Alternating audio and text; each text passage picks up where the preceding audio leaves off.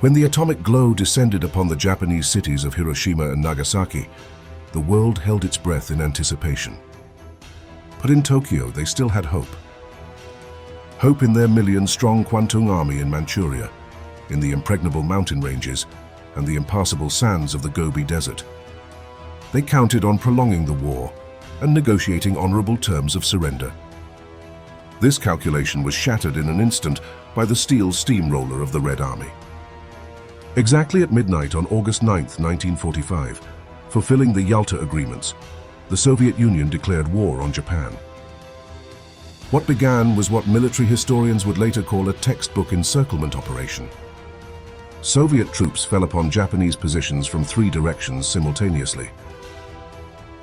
From the west, out of the Mongolian steppes, the tank armies of the Trans-Baikal Front rushed into the breach. Their tanks scaled the peaks of the Greater Khingan Range, believed to be impassable, appearing where they were least expected.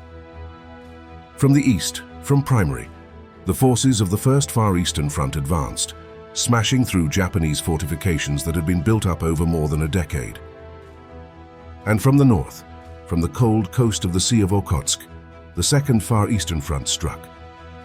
Soviet naval infantry landed in ports, paratroopers captured airfields, and mobile mechanized columns pushed deep into Manchuria, covering 80 to 100 kilometers a day, completely confounding Japanese command. The mighty Kwantung Army, the Emperor's pride, was sliced apart, encircled and doomed before it even had time to recover. Just 10 days. That is all it took for the Soviet troops to crush what Japan had built over many years. Millions of Chinese and Koreans were liberated, and the ancestral Russian lands of southern Sakhalin and the Kuril Islands were returned. It was this blow that became the final straw. Just 2 days after the operation ended, on September 2, 1945, the unconditional surrender was signed aboard the USS Missouri. If the atomic bomb was a terrifying psychological shock, then the USSR's entry into the war became a real and irreversible military collapse. It was a masterful and unconditional defeat that delivered the victorious final period to World War II, a period delivered by the Red Army.